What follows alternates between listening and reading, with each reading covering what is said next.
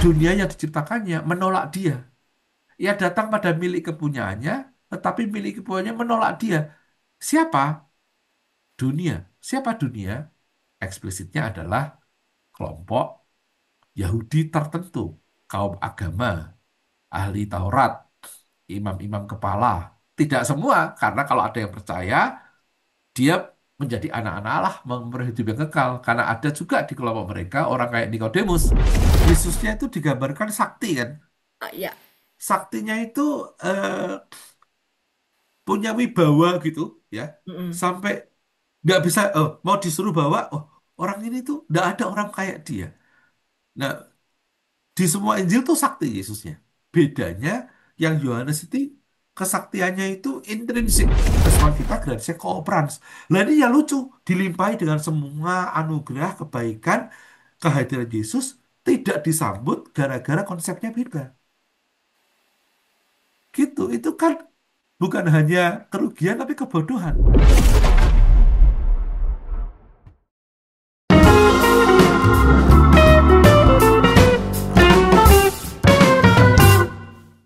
Sahabat EKB TV, sahabat ngulik Alkitab, kita jumpa kembali dalam program ini, program ngulik Alkitab yang diselenggarakan sebagai media dan sarana bagi kita membaca Alkitab dan tentu saja menggali setiap pesan yang bermakna dalam setiap teks yang kita ulik.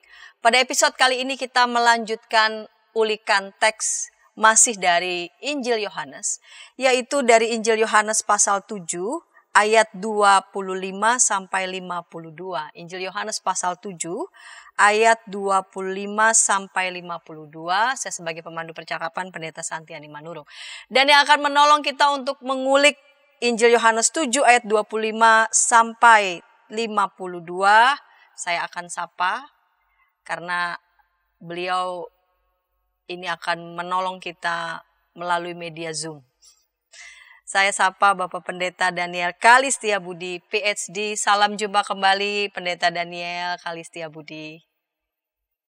Halo, salam jumpa Berita Santiani dan tim YKB serta Ya, audiens yang mengikuti acara ini. iya.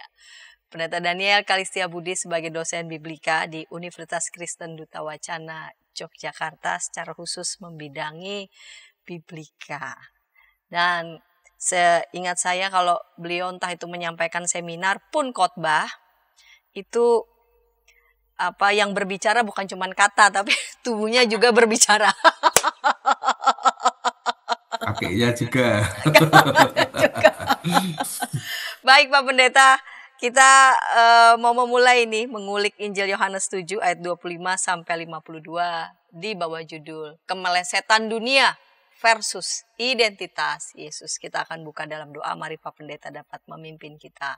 Tuhan kami memohon pimpinan rohmu, roh penghibur dan roh penolong itu, agar membantu kami untuk dapat membaca dengan teliti, merenungkan dengan mendalam, memetik hal-hal yang menarik daripadanya.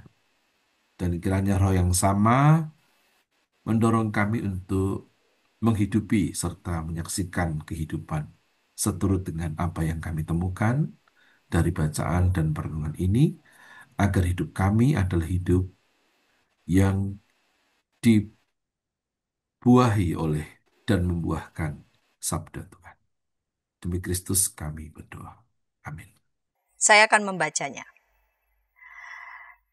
Kemudian beberapa orang Yerusalem berkata, bukankah dia ini yang mau mereka bunuh? Namun lihatlah, ia berbicara terang-terangan dan mereka tidak mengatakan apa-apa kepadanya. Mungkinkah pemimpin kita benar-benar sudah tahu bahwa dialah Mesias? Tetapi tentang orang ini kita tahu dari mana asalnya. Sebaliknya bila mana Mesias datang, tidak ada seorang pun yang tahu dari mana asalnya.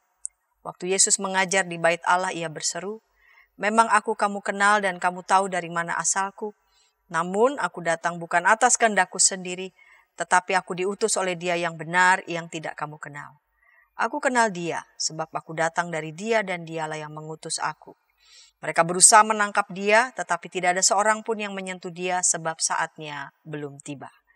Namun di antara orang banyak itu ada banyak yang percaya kepadanya dan mereka berkata, Apabila Mesias datang, mungkinkah ia akan melakukan lebih banyak tanda mujizat daripada yang telah dilakukan oleh dia ini? Orang-orang Farisi mendengar orang banyak membisikkan hal-hal itu mengenai dia. Dan karena itu imam-imam kepala dan orang-orang Farisi menyuruh penjaga-penjaga bait Allah untuk menangkapnya. Lalu kata Yesus, tinggal sedikit waktu aku ada bersama kamu dan sesudah itu aku akan pergi kepada dia yang telah mengutus aku. Kamu akan mencari aku tetapi tidak akan menemukan aku sebab kamu tidak dapat datang ke tempat di mana aku berada. Karena itu para pemuka Yahudi itu berkata seorang kepada yang lain, kemanakah ia akan pergi sehingga kita tidak dapat menemukan dia? Apakah ia bermaksud untuk pergi kepada mereka yang tinggal di perantauan di antara orang Yunani untuk mengajar orang Yunani? Apakah maksud perkataan yang diucapkannya ini? Kamu akan mencari aku tetapi kamu tidak akan menemukan aku. Dan kamu tidak dapat datang ke tempat di mana aku berada. Pada hari terakhir yaitu pada puncak perayaan itu Yesus berdiri dan berseru, siapa yang haus baiklah ia datang kepadaku dan minum. Siapa yang percaya kepadaku seperti yang dikatakan oleh kitab suci, dari dalam hatinya akan mengalir sungai-sungai air hidup. Yang dimaksudkannya ialah roh yang akan diterima oleh mereka yang percaya kepadanya. Sebab roh itu belum datang karena Yesus belum dimuliakan. Beberapa orang di antara orang banyak yang mendengarkan perkataan-perkataan itu berkata, dia ini benar-benar nabi yang akan datang itu. Yang lain berkata, ya ini Mesias. Namun yang lain lagi berkata, apakah mungkin Mesias datang dari Galilea? Bukankah kitab suci mengatakan bahwa Mesias berasal dari keturunan Daud dan dari kampung Bethlehem tempat Daud dahulu tinggal? Lalu timbullah pertentangan di antara orang banyak karena dia. Beberapa orang di antara mereka mau menangkap dia tetapi tidak ada seorang pun yang menyentuhnya. Kemudian penjaga-penjaga itu kembali kepada imam-imam kepala dan orang-orang Farisi yang berkata kepada mereka, mengapa kamu tidak membawanya? Jawab penjaga-penjaga itu, belum pernah seorang pun berkata seperti orang itu. Lalu jawab orang-orang Farisi itu kepada mereka, apakah kamu juga disesatkan? Adakah seorang di antara pemimpin-pemimpin yang percaya kepadanya atau seorang di antara orang-orang Farisi? Tetapi orang banyak ini yang tidak mengenal hukum Taurat terkutuklah mereka. Nikodemus, salah seorang dari mereka yang dahulu datang kepadanya, berkata kepada mereka, apakah hukum Taurat kita menghukum seseorang sebelum ia didengar dan sebelum orang mengetahui apa yang telah dilakukannya? Jawab mereka, apakah engkau juga orang Galilea? Selidikilah kitab suci dan kau akan tahu bahwa tidak ada nabi yang muncul dari Galilea. Iya, Pak Pendeta, Daniel, ini masih lanjutan dari perdebatan, ya, serangkaian perdebatan Yesus tampaknya ini mengemuka sekali dengan para pemuka Yahudi dan sampai kepada upaya untuk membunuhnya. Di pasal 5 di ayat-ayat 18 itu tertulis ya. Jadi sejak Yesus menyembuhkan persis di hari Sabat, para pemuka Yahudi berusaha untuk membunuhnya. Bukan saja karena ia melanggar peraturan Sabat, tapi ia mengatakan bahwa Allah adalah Bapanya sendiri dan dengan demikian menyamakan dirinya dengan Allah. Untuk mengawali segmen yang pertama ini, Pak Daniel bisa menyampaikan ini kepada kita semua. Injil Yohanes ini apakah, ya selain memang ada beberapa juga kitab Injil yang lain, cukup memberi tempat begitu ya pada ketegangan antara Yesus ya, cukup tajam ini Yesus dengan para pemuka Yahudi sampai ada upaya untuk membunuhnya. Ini versus Yesus dengan versusnya mereka, atau ada versus yang lain lagi gitu Pak Pendeta? Ya, Bu Santi dan saudara-saudara pemirsa, Injil Yohanes itu adalah Injil dari 4 Injil itu ya, yang paling banyak memuat konflik di antara Yesus dan orang-orang ahli Taurat. Paling banyak. Dan Yesusnya itu omong, talkative. Kalau kita bandingkan dengan yang lain-lain, Injil Matius, Markus, Lukas, itu ada perbedaan-perbedaan yang sangat dasar. Yesusnya yang dalam Injil Yohanes itu bercakap, ya panjang lebar. Kadang-kadang kita juga bingung. Misalnya dalam Injil Sinoptik, Matius, Markus, Lukas, dia bilang kalau berdoa jangan panjang-panjang, ya kan? Coba nanti lihat pasal 17. Doa Yesus panjangnya minta amit. Di Injil Sinoptik ketika dia ditangkap, dia hampir tidak omong apa-apa. Lihat Injil Yohanes, dia debat dengan Pilatus. Di Injil Sinoptik apa? Yesus itu apa namanya dikonstruksi apa namanya dari bawah ya. Eh, Anak siapa gitu kan? Versi misalnya Matius ada genealoginya, Lukas juga ada, Markus langsung muncul di padang gurun. Di Yohanes itu dari atas ya, Hmm. Kristologi dari atas.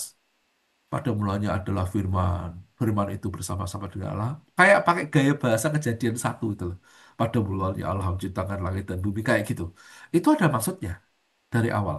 Karena kalau Injil-Injil sinoptik biasa, Yesusnya itu kan apa masuk dalam narasi itu eh, bagian dari karya ilahi yang pelan gitu, apa namanya hadir dapat ditelusuri genealoginya suku mana mana mana gitu ya.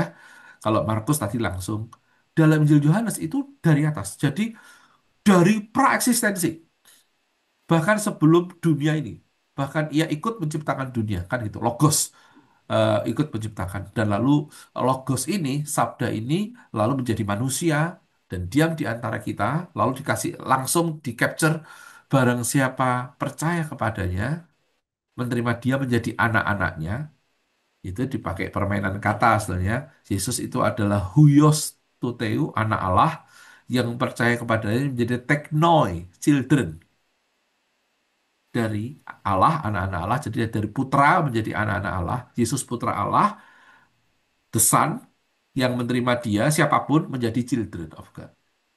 Nah, ini nggak ada nih. Teologi kayak gini tidak tidak menjadi gaya dari Matius, Markus, Lukas. Kenapa?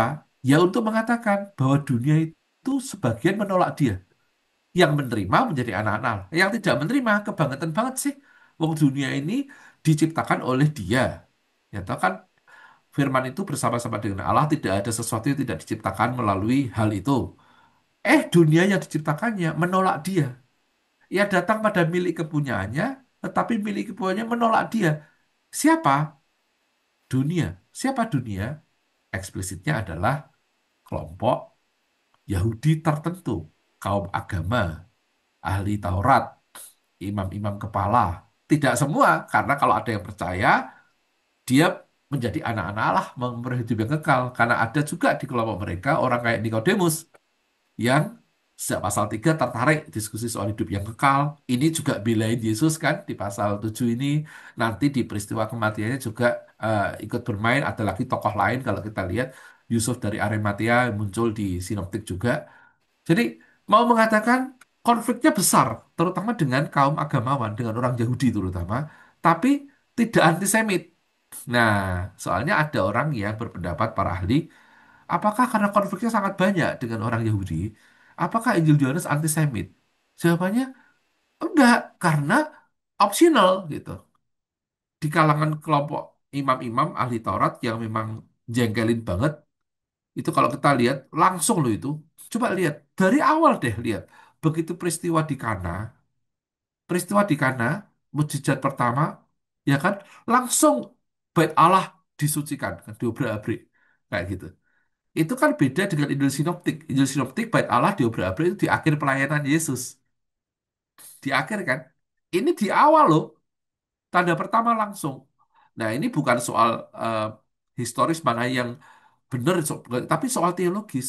Bahwa Yesus sejak awal memang sudah dikonfrontir atau mengkonfrontir dunia ini. Ditolak dan diterima. Ada sebagian yang menolak, ada sebagian yang menerima. Yang menolak sebagian besar adalah kaum agamawan. Itu sangat khas. Maka untuk menunjukkan yang kamu tolak itu sebenarnya kamu nggak mudeng dia siapa. Dia itu adalah firman yang bersama-sama dengan Allah, yang menciptakan bersama dengan, yang menciptakan dunia bersama dengan Allah, turun ke dunia dalam bentuk manusia, kamu tolak. Nggak mudeng, diskusinya meleset aja gitu. Padahal itu orang-orang pinter kan. Ya itu kan berarti kan para ahli lah, wong ahli agama Farisi kan bukan umat awam lah. Kira-kira kalau dalam konteks GKI ya para pendeta. Kira-kira malah yang suka meleset para pendetanya gitu. Yang mungkin sarjana, master atau mungkin doktor teologi. Ironis tuh yang Julianus mau ngomong gitu. Tetapi siapa yang percaya kepadanya beroleh hidup yang kekal menjadi anak-anak Allah. Gitu, Santi. Jadi Pak Pendeta ini tentang kemelesetan sebagian para pemuka Yahudi memahami apa yang dimaksudkan oleh Yesus.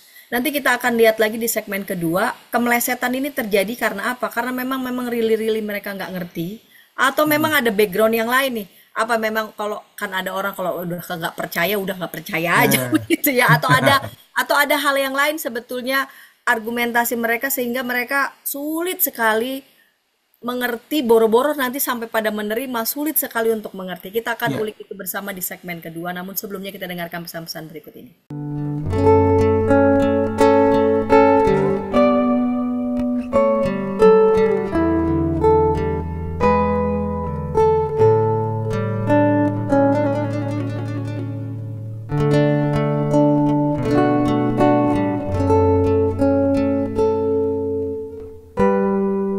Para pimpinan gereja di sana-sini mengakui bahwa jangankan warganya atau para pendetanya, mereka sendiri juga tidak begitu tahu karena sesudah menerima dokumennya taruh di kantor sinode tidak ada upaya untuk sosialisasi. Jadi sama juga kayak masalah bioetika di Indonesia ya, apakah boleh begini, apakah boleh, tapi kita harus bertanya lebih dalam lagi sebagai orang Kristen, apa sikap etis dan apa keputusan etis yang merupakan refleksi daripada visi moral dari iman Kristen.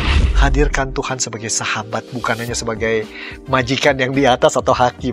Hadirkan Tuhan sebagai sahabat kita juga, yang mau mendengar, mau meraih, yang kamu bisa seadanya dengan dia, yang kamu bisa nikmati kehadirannya. Kalau gereja bisa lakukan itu, apapun alirannya, saya kira Gen Z akan merasa ini rumah.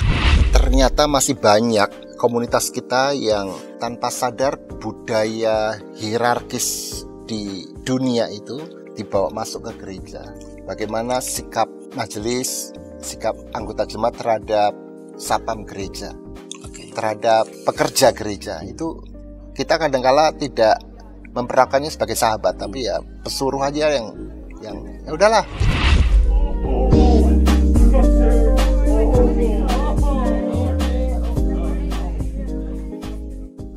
Hai kiddos.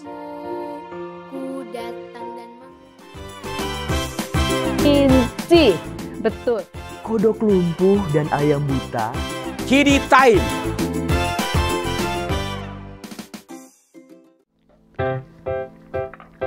Shalom adik-adik. Hari ini Kepik berkeliling dari desa ke desa.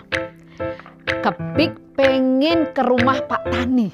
Coba, ada yang tahu nggak di rumah Pak Tani ada apa saja? Ayo coba tebak. Apa coba? Betul, ada sapi. Mo.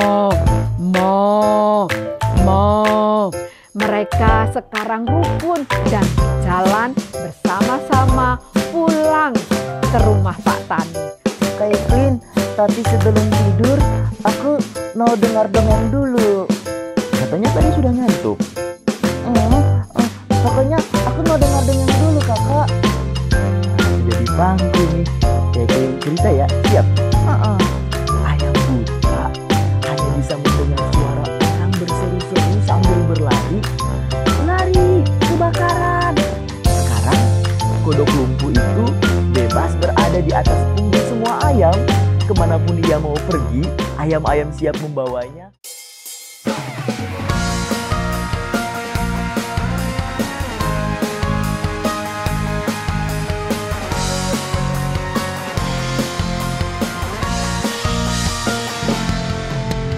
Hormat pada orang tua, menyayangi binatang, rajin ke sekolah minggu, selalu giat belajar, tidak membedakan orang, semua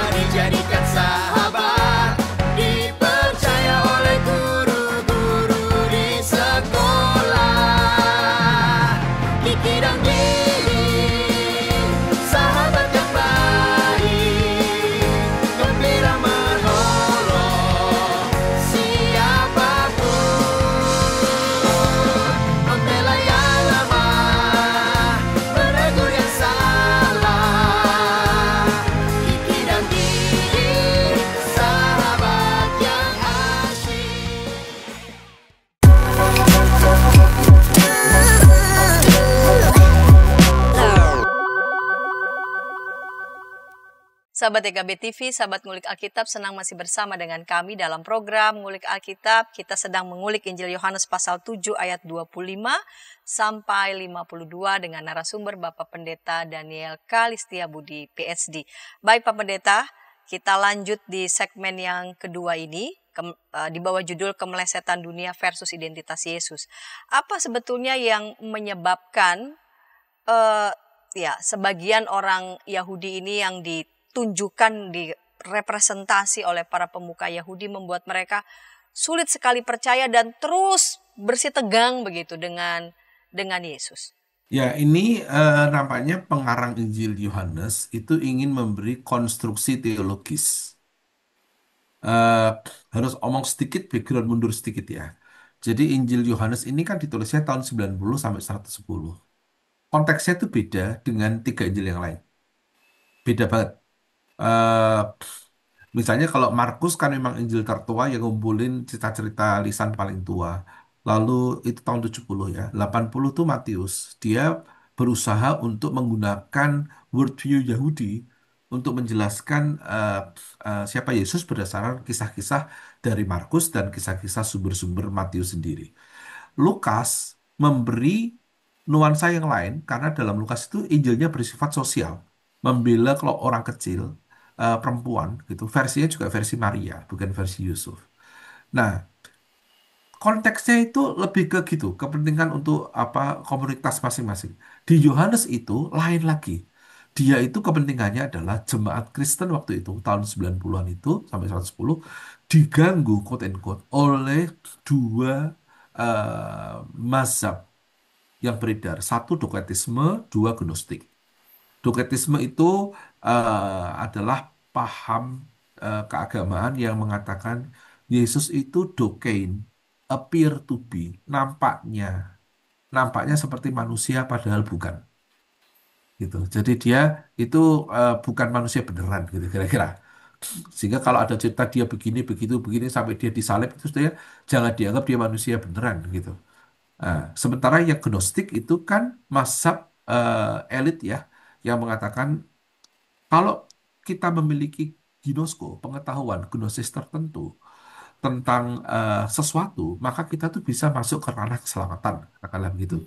Eh, bahwa tubuh ini itu negatif, daging ini negatif. Pengetahuan lah yang bagus. Sehingga kalau bisa melalui misterion, pengetahuan misteri tertentu, ini abstrak sekali, maka kita bisa terselamatkan. Nah, dua ini yang mempengaruhi waktu itu situasi keagamaan zaman itu, sehingga Injil Yohanes itu masuk. Teologinya jelas bahwa, untuk melawan doketisme dulu ya, kan appear to be, nampak seperti manusia tapi bukan. Yesus itu adalah Logos, Sabda Allah, yang benar-benar jadi manusia, diam di antara kita. Nah, ini maksudnya menghantam. Jangan dianggap kalau Yesus itu mengalami penderitaan macam-macam itu tidak sebagai manusia. Dia adalah firman yang menjadi manusia. Jadi bukan pura-pura jadi manusia. Nah, sementara yang gnostik ini kan dia elit banget toh. Nah, ini dihadirkan tembakannya adalah Yesus ini itu eh, adalah karya ilahi, anak Allah, utusan Allah yang diutus ke dalam dunia. Kalau mau selamat, mengalami keselamatan, bukan dengan berpikir kompleks, dengan bukan memiliki pengetahuan misteri, cukup dengan percaya kepada Yesus, menghidupi jalan Yesus. Nah, dengan begitu maka akan mengalami keselamatan. Yohanes 3 ayat 16 misalnya. Ini tuh untuk menolong komunitas yang dibingungkan dengan abstrak ya, sesuatu yang abstrak dan sesuatu yang seolah-olah kisah Yesus sebagai manusia yang hidup di dunia apa mati dan bangkit itu bukan manusia, itu yang mau dihantam. Nah, untuk menunjukkan ini mainlah tokoh-tokohnya, diceritakan tokoh-tokohnya, orang-orang Farisi, dunia, itu bantahin, gitu. Jadi berbantah. Jadi ini konstruk teologis pertama. Kenapa kok para tokoh di sini, tokoh ahli Taurat, imam-imam kepala itu kayak nggak mudeng, untuk merepresentasikan para lawan sebenarnya. Para lawan yang mau menjadi media debatnya. Jadi ini cerita ini tuh bersifat penyaksian ya, tapi bukan apologetika gaya sekarang yang bantah-bantahan ngawur-ngawur gitu. Melalui narasi, melalui teologi, masuknya memang istimewa. ia dari atas, kristologinya dari atas. Beda dengan sinoptik yang memang kristologinya from below. Dan ini lebih dominan dari atas. Tapi yang dari atas itu ada di tengah-tengah kamu. Makanya kamu nggak mudeng kan? Karena ia tidak sama dengan kamu. Dia dari atas tapi bersama-sama dengan kamu dan jadi rentan dalam relasi dengan kamu. Hai dunia, hai orang-orang ahli-ahli agama. Maka kalau kita lihat nantinya, itu banyak konspirasi untuk membunuh Yesus. Dan dia terbunuh juga. Walaupun ketika terbunuh, dia menunjukkan bahwa Allah membangkitkan dia. Jadi mau nunjukin bahwa dia bukan sekedar sama dengan kamu. Ada dimensi keilahian dalam diri Yesus. Nah, kedua kemungkinannya itu konsep. Kalau orang meleset itu kan punya konsep. Misalnya dalam bacaan kita ini. Salah satu konsepnya adalah tidak mungkin Mesias berasal dari Galilea. Ya. Nah, kan gitu. Itu kan konsep tuh. Kalau misalnya Bu Santi sebagai orang Batak ya, meyakini bahwa semua orang Batak kan anak raja. Kan orang Batak selalu meyakini mau dokter, mau Tukang bengkel, mau tukang bengkel di Pulau Gadung, pokoknya kalau dia dari Batak dia anak raja. Ini konsep ya. Nah, konsep seperti ini apakah akan diterima oleh orang yang non Batak? Kan belum tentu. Nah, perbedaan konsep itu. Masalahnya itu kayak dimutlakan bahwa Mesias itu tidak boleh berasal dari Galilea. Masalahnya tuh gini, dalam Injil Yohanes kan tidak diceritakan Yesus lahir di Bethlehem. ya. Kan? Jadi apakah ini adalah apa data yang tidak omong soal kelahiran Yesus di Bethlehem, tetapi harusnya diketahui secara umum, mau bilang begitu, atau sebetulnya mau mempermainkan konsepnya bahwa ketika kamu tahunya dia dari Galilea, maka tidak mungkin dia itu menjadi Mesias. Padahal ada dua opsi. Kamu tidak tahu sejarah dia lahir di mana, yang memang tidak dikatakan di Yohanes, atau kamu punya konsepmu sendiri. Konsepmu itu sendiri yang membuat tidak bisa mengalami Yesus, tidak bisa menerima Yesus sebagai anak Allah, karena ada konsep di dalam pikiran kita. Peduli amat dia lahirnya berasal dari Galilea atau Yudea, peduli amat. Tetapi konsepmu membuat kamu tidak bisa melihat. Jadi kita menjadi buta walaupun kita melihat nih. Tetapi yang kita lihat adalah konsep kita sendiri. Jadi kita memaksakan realitas itu dengan konsep kita. Nah, ada dua kemungkinan itu. Karena memang cerita Yohanes kan tidak ada cerita kelahiran. Iya, iya. Nah, jadi masuk akal dong kalau ada orang yang mengatakan tidak mungkin dia Mesias, mau dia itu orang Galilea. Oh, nggak diceritakan gitu. Ya. Tapi juga akan mengatakan, apakah harus seperti itu? Walaupun jawabannya ya kita tahu dari sinoptik. Tapi kalau dari Yohanes bisa juga dikatakan, loh, oh itu sebabnya kamu tuh tidak bisa mengenal yang dari Allah. Karena kamu membatasi dirimu dengan konsep-konsep keyakinan teologimu sendiri. Nah itu tingkat tinggi itu sebetulnya. Ya, ya. Kita Tapi tidak bisa kenapa mengenal Tuhan karena itu. kenapa yang disasar langsung Galilea kan tidak diceritakan seperti Itu dia. dia tidak diberikan data, mereka tidak mau cari tahu. Tapi mengapa langsung disasar katakanlah ayat 52? Apakah engkau juga orang Galilea? Selidikilah kitab suci dan kau akan tahu bahwa tidak ada nabi Ya, muncul dari. Kenapa itu langsung disasar Galilea? Galilea, ya oke. Apakah mereka mendengar Yesus cukup akrab begitu dengan orang? Oh begini, dalam Injil Yohanes, Yesus itu 3 kali ke Yerusalem. Nah ini beda dengan Injil Sinoptik. Kalau dalam Injil Sinoptik, sekali aja. Kalau kita lihat, Injil Yohanes itu dia ngikuti 3 kali Paskah. Nanti coba Bu Sani lihat ya. Dia ikut 3 kali Paskah Yahudi.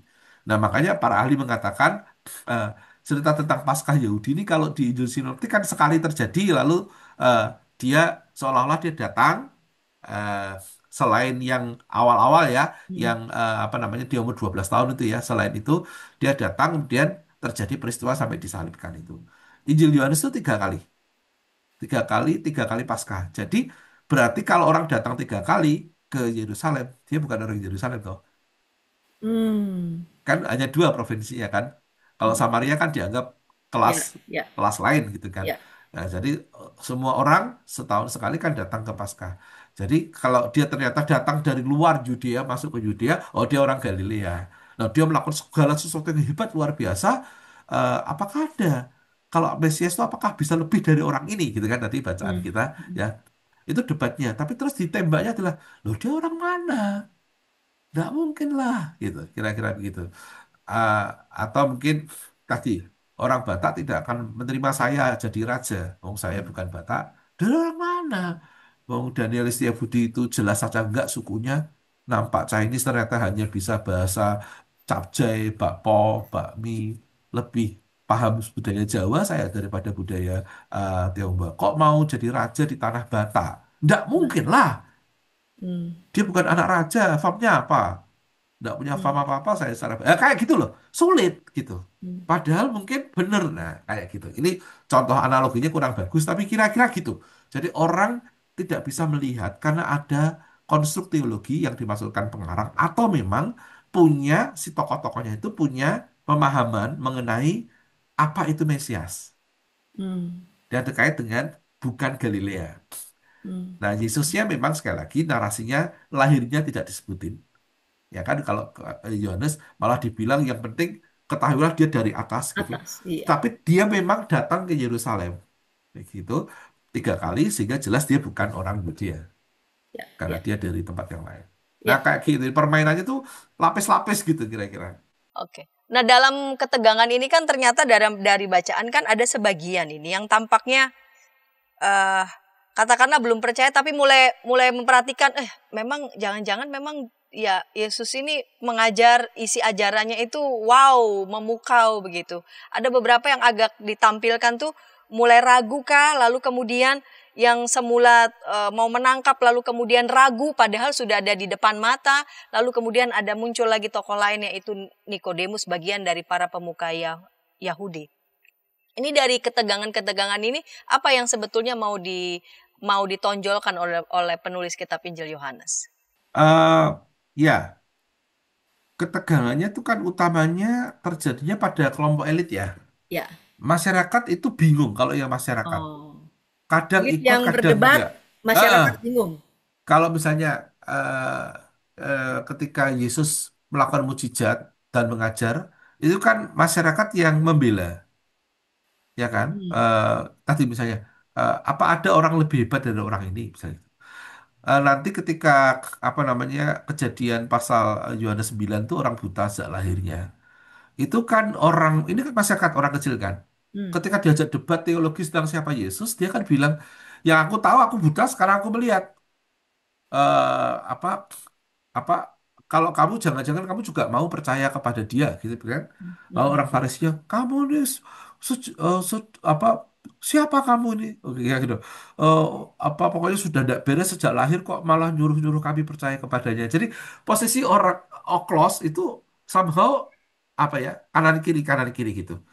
Nah, nantinya kalau dalam narasi apa ketegangan penyaliban Yesus itu kan Oklos termasuk ya, termasuk ikut main kan, salibkanlah dia gitu, tumpahkanlah darah. Tapi atas hasutan kelompok imam.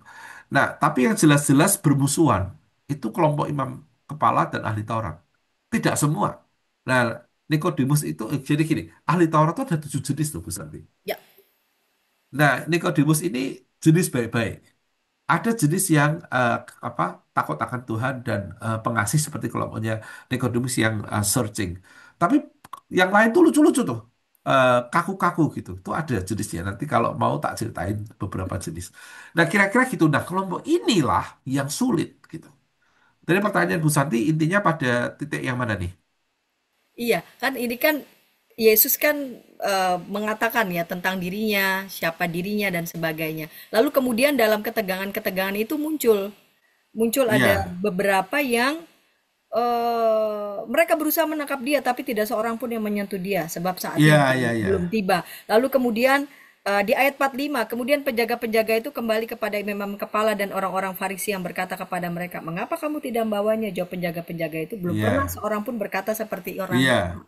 Ini maksud saya dalam ketegangan-ketegangan itu ada dimunculkan mereka yang entah siapa begitu ya. Lalu kemudian ketika mendengarkan Yesus itu mungkinkah tersentuh hatinya, lalu kemudian melihat bahwa apa yang dia ajari itu memang bersumber dari kebenaran.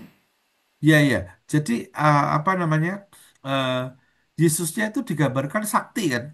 Ya. Saktinya itu punya wibawa gitu ya, sampai nggak bisa mau disuruh bawa, orang ini tuh nggak ada orang kayak dia. Nah, di semua Injil tuh sakti Yesusnya. Bedanya yang Yohanes itu kesaktiannya itu intrinsik gitu ya. Dia dari awal sudah sakti gitu. An arche estin hologos gitu ya.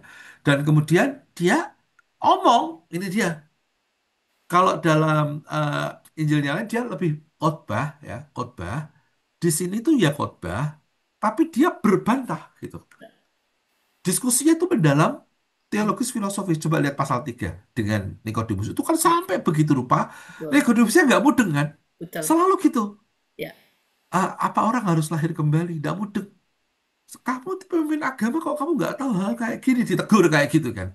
Perempuan Samaria, coba lihat pasal 4. Juga gitu. Diajak menyembah Allah dalam roh dan kebenaran. Diskusi macam Yesusnya hebat gitu. Bisa mengerti sesuatu tentang perempuan ini. Nanti begitu terus. Doanya juga panjang. Yang saya bilang tadi, Yohanes pasal 17. Lalu diskusinya juga panjang dan selalu nggak mudeng. Misalnya, eh, kemana engkau pergi kami tidak tahu loh. Ak- ak- Kalau kamu melihat aku, kamu melihat Bapa. Tunjukkanlah Bapa itu kepada kami. Loh, kamu tuh gimana toh? Hai para murid juga ditegur. Kamu lihat aku, tidak lihat Bapa. Kayak gitu. Terus menerus gitu. Jadi nggak mudeng kan. Cuman ada dua jenis manusia nggak mudeng. Ya. Nggak mudeng dan menolak dia, yakin dengan ketidakmudengannya itu sendiri sehingga Yesus tidak diterima. Dan nggak mudeng yang bingung-bingung mau belajar, tetap pusing-pusing kepala, tetapi terbuka. Nah, jenis yang gini nih adalah Nikodemus, para murid, Filipus, nanti Thomas, akhirnya lalu percaya, begitu rupa. Kan lalu ada di bagian akhir itu ya, dikatakan Injil ini ditulis supaya setiap orang percaya Yesus Kristus adalah anak Allah, supaya kamu oleh imanmu beroleh selamat dalam namanya. Jadi optional gitu. Tapi kalau kamu percaya, kamu beroleh selamat dalam namanya. Tidak semua selamat. Ya, ya, ya, ya. Oke. Ya itu yang paling tidak selamat tuh ya orang-orang pemimpin agama ternyata. Oh, itu ngeri itu. Yang orang-orang yang emang Iya. nggak mau sama sekali. Iya. Iya, makanya kalau punya keilmuan teologi, lalu meyakini ilmu teologinya lebih daripada Allah, Iya. kau tidak akan mengalami Allah. Kau hanya mengalami keilmuanmu sendiri. Ini kritik untuk kita-kita yang belajar teologi, lalu meyakini teologi kita itu lebih hebat daripada Allah yang mengejutkan. Mending kita mengaku gak mudeng. Ilmu ini membuat saya tidak paham, ya Tuhan, tolonglah saya, cerailah saya dalam ketidakmudengan saya ini. Itu malah bagus. Tapi kalau jika Tuhan tidak sesuai dengan teori teologi saya, maka kamu bukan Tuhan. Loh, Anda itu menyembah siapa? Tuhan atau Tuhan dalam ilmumu sendiri? Ya. Hai para pendeta dan teolog, nah, itu hantaman untuk kita semua. Atau untuk jemaat awam yang juga gitu, bisa aja merasa dapat ilmu dari YouTube, ilmu dari sini dikit-dikit, yakin Tuhan seperti ini. Begitu ternyata belajar Alkitab, Tuhan ternyata kadang-kadang lepas dari konsepnya dan mengejutkan, yang salah Tuhannya gitu. Yang Karena benar nggak sesuai teologi sama yang dia. dianutnya, iya. Cuman lebih banyak ya itulah orang-orang ahli Taurat kayak kita-kita ini sekarang kira-kira yang harus bertobat. Baik Pak Pendeta, kita akan lanjut segmen ketiga. Kita akan lihat di perikop menarik juga yang masuk di sini ya, sungai air hidup itu. Oh, Kita akan iya. ulik bersama di segmen Oke. ketiga. Namun sebelumnya kita dengarkan pesan-pesan berikut ini.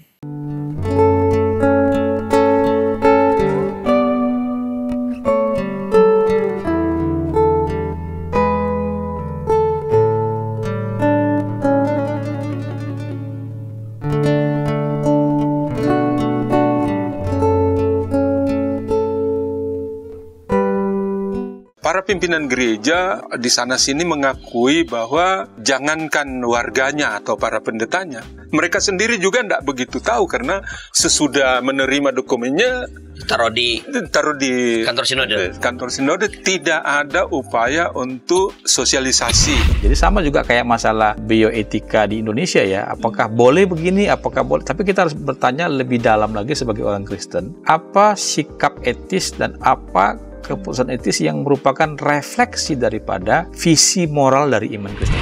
Hadirkan Tuhan sebagai sahabat, bukan hanya sebagai majikan yang di atas atau hakim. Hadirkan Tuhan sebagai sahabat kita juga, yang mau mendengar, mau meraih, yang kamu bisa seadanya dengan dia, yang kamu bisa nikmati kehadirannya. Kalau gereja bisa lakukan itu, apapun alirannya, saya kira Gen Z akan merasa ini rumah.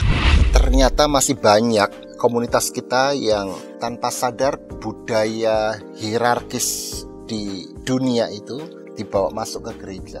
Bagaimana sikap majelis, sikap anggota jemaat terhadap satpam gereja, terhadap pekerja gereja, itu kita kadangkala tidak memperlakukannya sebagai sahabat, tapi ya pesuruh aja yang ya udahlah.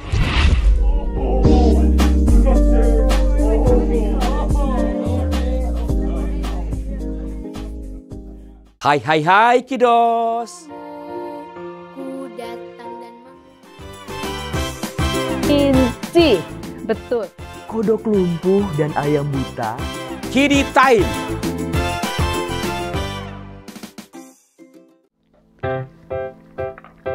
Shalom adik-adik. Hari ini Kepik berkeliling dari desa ke desa.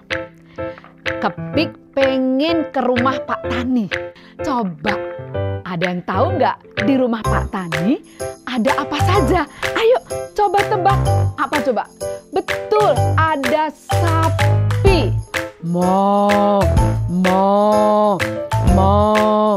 Mereka sekarang rukun dan jalan bersama-sama pulang ke rumah Pak Tani.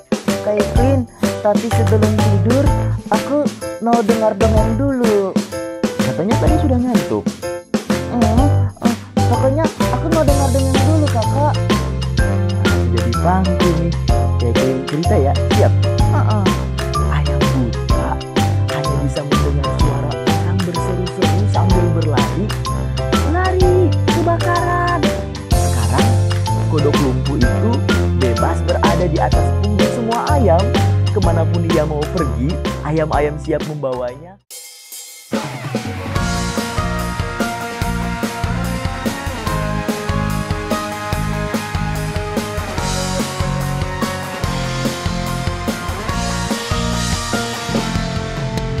Hormat pada orang tua, menyayangi binatang, rajin ke sekolah minggu, selalu giat belajar, tidak membedakan orang, semua dijadikan sahabat, dipercaya oleh guru-guru di sekolah.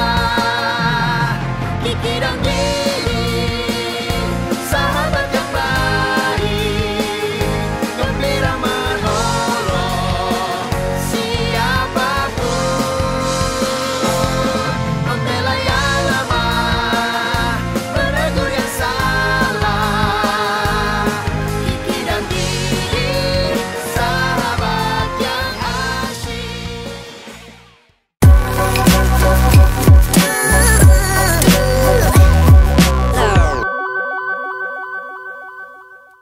Sahabat YKB TV, sahabat ngulik Alkitab, senang masih bersama dengan kami dalam program ngulik Alkitab. Kita mengulik Injil Yohanes pasal 7 ayat 25 sampai 52, kemelesetan dunia versus identitas Yesus, yang menjadi judul pada episode kali ini. Pak Pendeta, kita lanjut di segmen ketiga ini. Di ayat 37 sampai 39 ini ada bagian di mana mereka juga kayaknya juga bingung juga, walaupun ada beberapa yang mengatakan dia ini benar-benar nabi yang akan datang, ya ini Mesias dan sebagainya. Kita lihat di ayat 37 sampai 39. Pada hari terakhir, yaitu pada puncak perayaan itu, Yesus berdiri dan berseru, "Siapa yang haus, baiklah ia datang kepadaku dan minum. Siapa yang percaya kepadaku, seperti yang dikatakan oleh kitab suci, dari dalam hatinya akan mengalir sungai-sungai air hidup." Yang dimaksudkannya ialah roh yang akan diterima oleh mereka yang percaya kepadanya, sebab roh itu belum datang karena Yesus belum dimuliakan. Apa yang mau Yesus sampaikan ini kepada mereka dalam ketegangan Yesus berhadapan dengan mereka? Ya, saya tuh membaca di sini ya, Tuhan Yesus tuh memang jago banget dalam memanfaatkan konteks sosiokultur historis. Ini kan pada hari terakhir, yaitu puncak perayaan itu, gitu toh? Ya. Ini kan perayaan hari raya Pondok Daun kan? itu Ya. bahasa Ibrani Sukkot. Itu adalah merayakan ketika mereka di padang gurun itu loh, di padang gurun apa selama sekian tahun, 10 tahun, lalu apa ranting-ranting ya, daun-daun melindungi mereka di padang gurun. Itu sebetulnya kan mau merayakan Providentia Dei, pemeliharaan ilahi di padang gurun. Dan banyak cerita kan itu.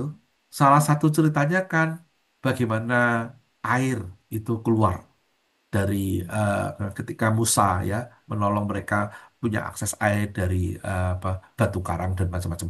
Untuk menunjukkan bahwa ada Providentia Dei. Selama kamu di padang gurun itu, Tuhan menjaga gitu lewat berbagai macam cara. Lewat makanan, lewat air, lewat apa tempat teduh, lewat apa macam-macam pemeliharaannya. Nah, pada hari terakhir, puncak perayaan, ya, jadi Yesus ngambil di puncak perayaan, jadi the topnya dia berdiri, lalu dia berseru. Kalimatnya yang barang siapa haus itu sebenarnya kan mau bilang gini, akulah penyelenggaraan ilahi itu. Jadi kalau Sukot tuh merayakan kesadaran bahwa di padang gurun Tuhan menjaga kita, nah akulah yang menjadi agen dari penyelenggaraan ilahi itu. Barang siapa haus, baiklah datang kepadaku. Nah bedanya, nah yang ini menarik. Biasanya kalau orang haus, ini polanya berulang seperti kejadian pasal apa Yohanes pasal 4 ya. Biasanya kalau orang haus, kan dia minum aja, lalu tidak haus. Normal gitu. Ini yang menarik Injil Yohanes itu. Kalau dia haus, datang kepadaku, di dalam hatinya jadi mata air. Jadi mata airnya itu pindah. Kalau eh, di Yohanes 4, dari sumur Yakub ke hati orang percaya. Kalau ini, asumsinya pasti cerita-cerita tentang air mengalir, pemeliharaan Tuhan di padang gurun. Sekarang, kalau kamu percaya kepadaku, kamu tidak akan haus karena airnya itu pindah. Dari dalam hatinya akan menjadi sungai air yang hidup. Jadi mata airnya itu pindah gitu. Dari A ke dalam hatimu sendiri. Maka kan kamu tidak akan haus lagi. Karena dirimulah di dalam dirimu ada mata air. Nah, mata air itu apa? Dijelaskan. Maksudnya adalah Roh Kudus. Roh Kudus yang nanti akan diterima. Nah, lalu dijelaskan belum datang karena Yesus belum dimuliakan. Tapi konsepnya adalah kalau percaya kepada Yesus, kamu menjadi mata air itu. Mata air kecil-kecil gitu kira-kira. Yesuslah sumbernya. Percaya kepada Yesus berarti membawa mata air Yesus ke dalam eh, hatimu sehingga kamu menjadi mata air kecil yang mengalirkan. Jadi ada integrasi dari orang yang mengalami roh menjadi apa? Terserap dalam daya roh itu sehingga lalu bukan hanya sekedar mengakses ke roh itu, tapi roh itu menjadi apa? Mengakses ke diri kita sehingga kita mengalami roh dalam diri kita sendiri terus-menerus begitu. Nah itu teologi kayak gitu kan nggak ada toh di dalam ajaran ahli Taurat kan, nggak Oh, ada. Makanya itu memang istimewa ini. makanya itu memukau mereka ya. Kamu kok dan bingungi Nah, ya, ya. sesuatu yang membingungkan dan dianggap sesat pertama-tama. Coba aja kalau kita masih bingung, wah apa tuh ya? Karena kita nggak tahu, wah jangan-jangan kita curigaan. Nah memang itu teks ini memang mau mengatakan makanya milikilah keterbukaan hati untuk percaya kepada utusan Allah yang adalah anak Allah itu firman jadi manusia yang terjadi dalam dirimu kamu berubah gitu. Hmm. Dirimu berubah dari orang yang haus menjadi orang yang memiliki mata air kecil-kecil Ya, gitu. ya, ya, ya. Dan mata air yang kecil-kecil itu juga akan memberikan kehidupan juga, Ya begitu. jadinya gitu kan. Betul. Ya, cuman waktu itu roh itu belum datang, ini kronologis berarti. Kalau Ya, sekarang kan kita membacanya sebagai yang sudah tahu seluruh cerita. ya, ya, ya, ya. Oke. Pak, apa kaitannya, relevansinya buat kehidupan kita nih di bawah judul Ya, kemelesetan dunia versus ya. identitas Yesus? Pertama, jangan sok tahu secara teologis. Milikilah kerendahan hati. Ketika kita sok tahu, lalu kita mengkerangkakan Yesus dalam kerangka teologis kita, itu bukan hanya kesalahan epistemologi, bukan hanya kesalahan epistemologi bahwa Yesus lebih besar daripada konsep kita. Itu juga kebodohan. Kebodohan yang membuatmu tidak mengalami Yesus walaupun Yesus ada. Kayak ada mata air, berlimpah mata air, Anda ada di situ tapi Anda tidak akses. Gara-gara mata air itu tidak sama dengan konsep Anda tentang mata air. Kan lucu kan? Ada sesuatu sumber air yang buat Anda bisa mengalami kepuasan, tidak kehausan. Gara-gara konsep Anda tentang apa itu mata air, apa itu air, berbeda, Anda lalu bertahan pada konsep Anda sendiri, sehingga Anda tidak mengalami yang ada di depan mata dan disediakan untuk Anda. Gitu. Ini kan kayak istilahnya kalau mau sedikit masuk ke teologinya Albert ya, orang teolog hebat sistematik masa lalu walaupun kuno masih bisa kita pakai. Ini kan kayak gini, gratia operans. Bart kan bilang gitu ya. Allah itu menyapa kita duluan dengan anugerah. Itu harus kita respon. Namanya gratia operans, cooperans, Pak. Gratia operans dari pihak Allah, respon kita gratia cooperans. Nah ini ya lucu, dilimpahi dengan semua anugerah kebaikan, kehadiran Yesus tidak disambut gara-gara konsepnya beda. Gitu, itu kan bukan hanya kerugian tapi kebodohan. Siapa yang melakukan itu? Orang-orang pintar, para pemimpin agama yang punya konsep tersendiri. Tetapi tidak semua. Contohnya ada yang tidak begitu, Nikodemus misalnya. Nah, ini yang menarik menurut saya. Satu relevansinya adalah pada orang-orang yang punya konsep-konsep teologi tertentu yang diabsolutkan. Janganlah. Kita perlu cuma yang konsep teologi perlu, tetapi terbukalah gitu. Siaplah dikejutkan. Ya. Kedua, ini loh, matanya dibuka, mata batinnya dibuka, supaya bisa melihat Tuhan yang melampaui konsep-konsep itu. Bukan hanya kita membuka konsep, tapi berani disergap. Berani disergap, berani menyergap rahmat gitu. Disergap dan menyambutnya. Itu penting. Kalau nggak gitu ya kita kognitif pelulu. Kognitif pun terbatas. Tidak mengalami kepenuhan roh. Hidup Kristen itu lalu tidak rohani.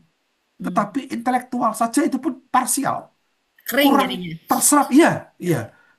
Iya toh. Jadi rasanya memang Tuhan yang hadir diam di antara kita. Tinggal di antara kita. Memanggil kita semua percaya. Kita nggak mengalami itu kan bodoh loh. Bodohnya karena kita sendiri sok tahu itu loh. Sedih banget kalau bodoh memang karena bodoh diajari buat pinter. Ini bodohnya karena merasa pinter tuh. Terbatas dengan konsep-konsepnya. Nggak heran kalau lalu gerakan roh itu kadang-kadang tidak menjadi lancar dalam dalam kehidupan gereja dan orang percaya. Bukan karena rohnya. Kitalah yang membatasinya segmen-segmen itu. Kita misalnya ya, kita tidak bisa dengan dengan ringan gitu menyadari bahwa Tuhan bisa bekerja melampaui rumus-rumus kita. Ya. Tuhan bisa menyentuh orang dengan gaya tradisi religius yang Ya. berbeda dengan yang kita punya. Ya. Tuhan bisa dialami oleh orang yang sama sekali tidak kita duga karena orang itu menurut ukuran kita tidak saleh. Kayak gitu. Kita tidak bisa melihat keajaiban dan misteri karya Allah kalau gitu caranya.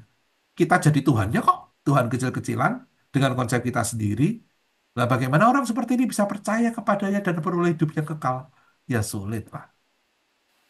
Ya, kira-kira gitu nih sudah mau khotbah lo aku. Nggak lagi terkejut ya pada karya Allah yang melampaui sekat-sekat kita. Iya.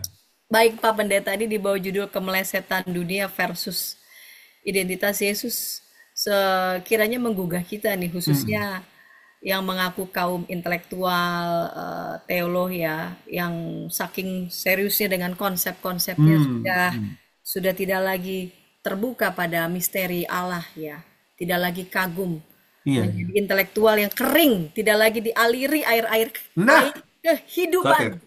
Yes, mantap. Sungai air hidup itu. Bertobatlah. Baik Pak Pendeta Daniel, terima kasih untuk kesediaan mengulik pada episode kali ini. Dan ketika tayang ini boleh memberkati sahabat-sahabat dapat membagikannya kepada sebanyak mungkin orang dan dapat menekan tombol like dan subscribe sehingga boleh mendapatkan update dari tayangan YKB TV. Kita akan menutup dalam doa. Mari Pak Pendeta dapat memimpin dalam doa. Marilah kita berdoa. Ya Tuhan, Kami merindukan air-Mu, supaya dalam diri kami, kehausan kami terpuaskan, dan dalam diri kami pun ada aliran-aliran air itu.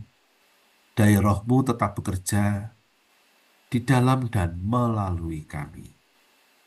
Rahmatilah kami pengalaman semacam itu. Berikanlah kepada kami kerendahan hati dan keterbukaan untuk dikejutkan dan mengalami Tuhan yang melampaui berbagai macam konsep kami.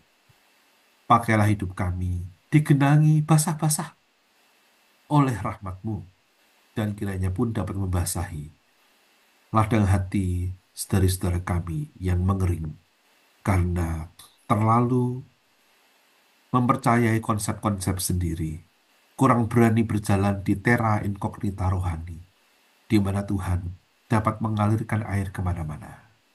Mampukanlah kami menjadi alat-Mu yang baik dan rendah hati, supaya kami pun tidak tergelincir ke dalam kepongahan-kepongahan rohani, kepongahan-kepongahan pengalaman rohani, seperti yang juga terjadi pada mereka yang melawan Dikau dalam kesaksian Injil Yohanes. Mampukanlah kami menjadi berkat sebaik-baiknya bagi banyak orang demi kemuliaan. Kami mohon dan bersyukur di dalam nama Tuhan Yesus Kristus, Firman yang menjadi manusia, yang menjadi juru selamat dunia.